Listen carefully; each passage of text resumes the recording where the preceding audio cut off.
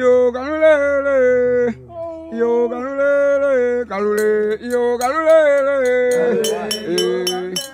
When the three founding members of SIM left for Africa in 1893, they didn't know what was in store for them. Least of which, they didn't know that only a few months after their arrival, two of them would give up their lives for the cause of the gospel due to malaria. Indeed, the cost of discipleship was high among the three young men, Roland Bingham, Thomas Kent, and Walter Gowans. But does not SIM exist today because of their sacrifice? True, the blood of the saints is the seed of the church. As we gather again to commemorate how God has worked within SIM over the decades, we pause to reflect on its humble beginnings.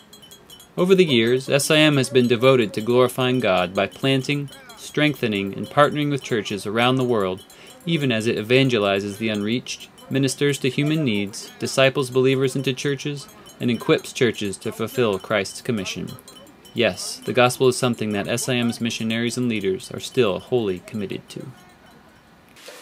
Well, today is SIM's Founders Day all over the world, and I know you folks in Singapore will be meeting to fellowship and to remember just the significance of this day in SIM. Unfortunately, I'll be in Charlotte. I'd love to be with you in Singapore, but it's great that we can just shoot this quick video and for me to greet you on this day. As I think of the founders of SIM, I think there are always some lessons that we can learn from history. And I've been thinking about that, and I'd like to share just some of those briefly with you. The men who were founders, the families, the people who were founders of SIM, and that's SIM, not just SIM, the Sudan Interior Mission, but all the missions that today make up SIM, they all were inspired with one thing, committed to one thing, and that was the gospel. These were people who had a passion for the gospel. As I think of Founders Day, what comes to my mind is Isaiah 46 verse 10, where God says this. He says, "Remember the former things, those of long ago." He says, "I am God and there is no other. I am God and there is none like me. I make known the ends from the beginning, from ancient times to what is still to come." And I think as we just think about that verse in the context of SIM, we have so many memories to look back on and how God has used the organisation. And yet it is He who's been in the midst of it. We have people who have been part of that, but yet it's God that has been in the midst of it, directing it and taking us forward. But I also think of the cost of this passion that these founders had. And today that too has not changed. We do mission in a very much more modern way. We perhaps think we do it in a much more sophisticated way today. But in reality, because we take the gospel to the hard to reach and the unreached peoples, there is often a high price to pay. And for some, it is that price of laying down their lives. And this year, just last month, we were reminded of that as our young Ethiopian missionary, Jacob Aga, gave his life in the nation of Sudan, in South Sudan. I want to remind you of Jacob and his widow, Tabarak, who remains. We have started a memorial fund for Tabarak, for her further education and the possibility that she will return to Sudan in the days ahead.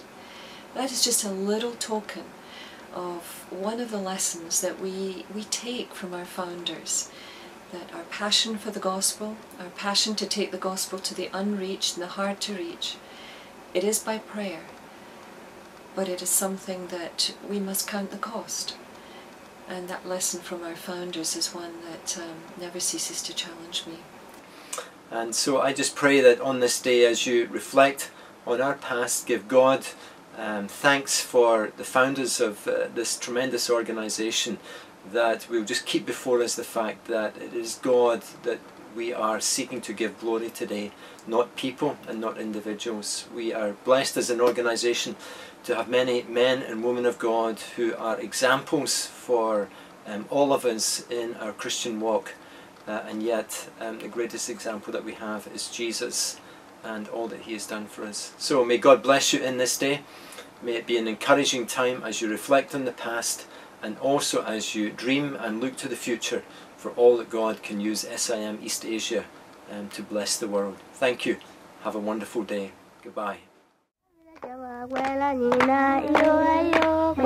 So as we consider how SIM has changed since its early days more than 100 years ago, it's doubtful the three young men with a passion for Africa could have imagined how SIM would blossom. We're reminded by our brother Jacob's tragic death that life can still be perilous on the mission field, and we're aware of the sacrifices our founders and numerous others have faced in the name of sharing the message of Jesus Christ. May God continue to give us this intrepid spirit as He did to our founders, and may He grant us the faith to follow where He leads, even into the unknown places of our present age. To Him be all glory.